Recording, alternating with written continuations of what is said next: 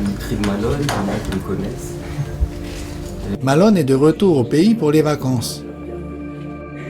Étudiant en BTS agricole, dans le domaine de la gestion et protection de la nature, il a accepté de venir témoigner de son expérience auprès de la nouvelle vague de volontaires au départ pour la métropole. L'idée de partir, je l'avais déjà depuis fin seconde, début première. C'est un stress un peu au début de partir. Et après, une fois là-bas, on s'adapte vite, on s'acclimate vite, on se fait des copains. Voilà, on est parti pour quelque chose, du coup, on essaye un peu de travailler. Mais sinon, ouais, c'est une grande découverte, notre monde, des autres façons de penser, façons de faire. Ça ouvre l'esprit, ça permet de voir aussi leurs techniques à eux là-bas en termes de gestion, protection de la nature. Ils ont le bac et ont pour ambition de continuer leur cursus scolaire dans le domaine agricole. Pour beaucoup d'entre eux, ce sera leur première expérience hors du territoire. Aussi, la direction du service d'État, de l'agriculture, de la forêt et de l'environnement de la Nouvelle-Calédonie propose depuis 2015 à ses étudiants un séminaire sous forme de coaching et de soutien scolaire afin de les préparer au mieux à leur nouvelle vie. Je sais que du coup il y a un petit peu une espèce de disparition ici parce que... L'enseignement agricole sur le territoire, ça va du CAP au BTS, il y a un seul BTS et tous les autres BTS, environ une dizaine, sont en métropole. Donc quand on veut un BTS spécialisé, il faut partir en métropole pour avoir un BTS qui est presque unique à son retour. Que ce soit le BTS production animale, que ce soit un BTS en gestion de la nature, que ce soit en maîtrise de l'eau. Donc là on voit sur des secteurs de l'environnement, de l'agriculture, ça peut être des secteurs commerciaux, de l'agroéquipement. En clair, plein de métiers très différents. On a environ chaque année une vingtaine de jeunes qui partent en BTS agricole. Les 3/4 viennent de l'enseignement agricole, mais ce n'est pas une obligation de venir de l'enseignement agricole. Donc là, sur les jeunes, on a des jeunes qui viennent de tout horizon, qu'ils soient de Nouméa, de Pointe-Bout, que ce soit de Doneva, quels que soient les types de formations. Et le séminaire, eux, ils ont fait une démarche, ils sont tout seuls sur Parcoursup. À partir de ce moment-là, nous, on est présents pour l'orientation. Ça veut dire aussi que l'idée, c'est que même en amont, on peut conseiller les gens sur les types de diplômes, les régions de métropole où aller ou pas en fonction de la famille et les établissements qui sont demandés.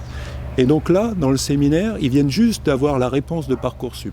Donc on les prend au début de la réponse de Parcoursup pour que, dans leur tête, on se prépare à ce départ. Aussi bien mentalement, parce qu'on a arrêté l'école depuis le 15 décembre quasiment, que physiquement, entre guillemets, les papiers qu'il faut, la préparation, le mental nécessaire, la prise d'initiative, le travail sur soi, un changement culturel, des amis nouveaux, un environnement différent. Et donc la projection du séminaire, c'est préparer à ça. Après, ça va même jusqu'à préparer quel est mon diplôme, qu'est-ce que je vais faire. Parce que quand je vais arriver en formation, que je ne sois pas un touriste, on m'explique. Et là, je vais dire pourquoi j'ai fait faire ça, pourquoi je veux faire ça pour la Nouvelle-Calédonie et quel est mon projet professionnel pour que ça soit le plus construit possible. Je ne vous cache pas qu'au premier trimestre, souvent, c'est là où c'est le plus compliqué pour les étudiants parce qu'ils arrivent dans un domaine qu'ils ne connaissent pas, dans un pays qu'ils ne connaissent pas, avec des gens qu'ils ne connaissent pas. Ouais, ça peut être sur le plan personnel. D'abord, il y a une approche au départ qui est une approche collective où j'aborde avec eux toutes, on va dire, des méthodes un peu larges pour se préparer, que ce soit sur le plan administratif, sur le plan logistique, sur le plan matériel, sur le plan scolaire et sur le plan émotionnel. Puis ensuite, je les aborde s'ils le souhaitent, et c'est sur une approche très volontaire des jeunes, de manière sur mesure, en séance individuelle. Avant leur départ, on va travailler sur des préparations à l'éloignement familial, on va travailler sur leurs peurs, sur leurs croyances, sur leur gestion des émotions. On va en quelque part mesurer s'ils sont prêts ou pas à cette expérience en métropole et on va identifier qu'est-ce qui pourrait les mettre en difficulté et puis soulever justement des solutions avec eux pour qu'ils soient plus à l'aise dans ce projet. Le séminaire, il m'a apporté plein de connaissances au niveau déjà de la France, comment s'en sortir, tout ce qui est sécurité sociale, au niveau des aides au logement, ça et aussi relationnel là-bas, avec Marjorie, ces petites séances de coaching, tout ça qui disait comment s'ouvrir aux gens, comment rester dans un point de vue positif, tout ça, pour pouvoir mieux réussir mon année, quoi. Moi, ce que j'aime bien leur donner au départ, c'est d'abord des petits conseils ou des petits outils pour les rendre autonomes sur leur bien-être. Et en fonction de ce que j'ai identifié, tout le monde n'a pas les mêmes besoins. Il y a des jeunes qui ont déjà bien confiance en eux, et qui ont une bonne confiance en eux, une bonne estime d'eux-mêmes. Et il y en a pour d'autres, c'est plus compliqué de se mettre en avant, d'aller rencontrer de nouvelles promotions de jeunes, et puis de découvrir, j'ai envie de dire, de nouvelles cultures. Donc ça, j'identifie ça avec eux au départ, et du coup, je suis, on va dire, dans une logique de bienveillance par rapport à ça, et j'accompagne les jeunes de manière sur mesure. En fait, c'est comme une fonction infime, sauf que c'est au degré au-dessus. C'est comme si vous multipliez tout par X. On nous a expliqué au niveau national que les Calédoniens, quand ils arrivent en métropole, il y a beaucoup plus d'arrêts entre la première année et la deuxième année, en disant que c'est pas normal. 1 sur 2 arrêts. Parce que quand on arrive en métropole, finalement, on a le choc culturel d'arriver dans le froid, le fait qu'on est loin de la famille, le fait qu'on a plein de papiers administratifs à gérer, et à des moments on a des coups de mou. Nous, on essaye finalement avec la coach de limiter après ce taux d'échec en disant non, c'est pas un échec, je vais passer en deuxième année, je vais avoir mon BTS au bout avec du soutien scolaire ici et en métropole, et en plus, même si c'est pas en 2 ans, si c'est en 3 ans, c'est pas un échec. De toute façon, c'est une réussite, c'est du développement personnel. Et chacun trouve dans cette action de volontariat ce qu'il cherche. Je garde le lien avec les jeunes pendant toute leur scolarité et pendant tout le projet.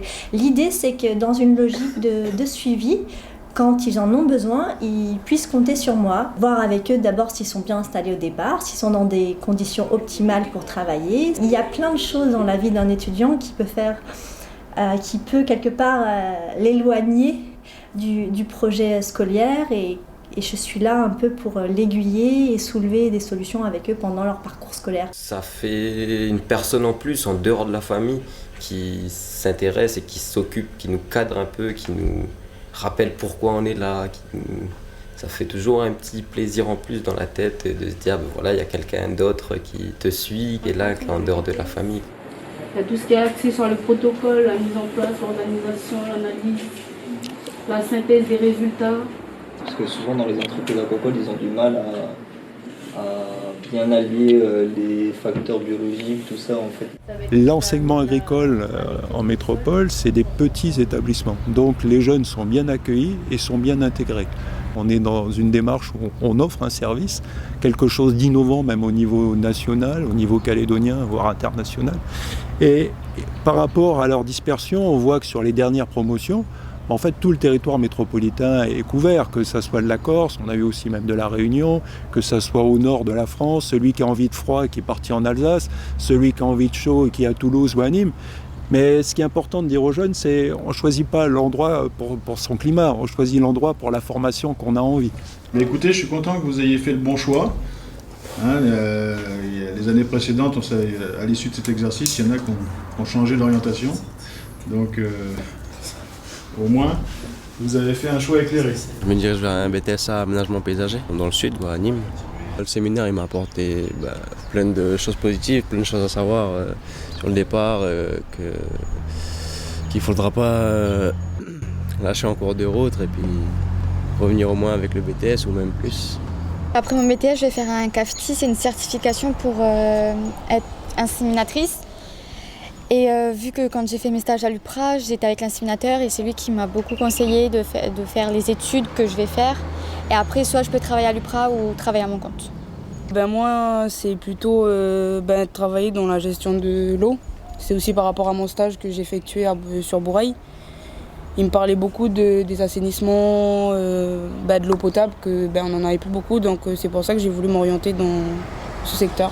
Il n'y a pas trop de peur, en fait. Je pense que ça va être juste le fait de lâcher notre famille. Ouais. Mais après ça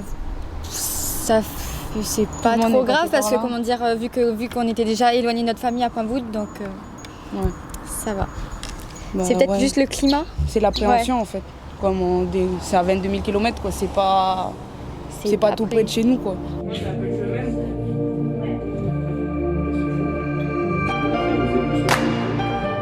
de vue personnel, déjà, pas se bloquer à rester chez soi et seul, ou qu'avec des Calédoniens, s'il y en a autour. Vraiment s'ouvrir à tout le monde et de pas hésiter à bouger autour. On est jeunes, quoi. C'est maintenant, c'est pas après qu'on aura 4 enfants, la maison et plein de crédits, tout ça remboursé, qu'il va falloir vouloir partir, de profiter à fond et de pas oublier pourquoi ils sont là-bas, réussir surtout leur BTS.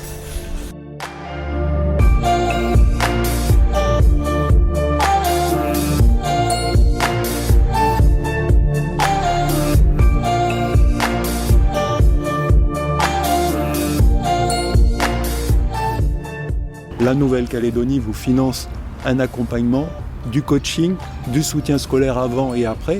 C'est une grande opportunité pour votre réussite, pour savoir, pour être bien dans votre tête. Profitez-en.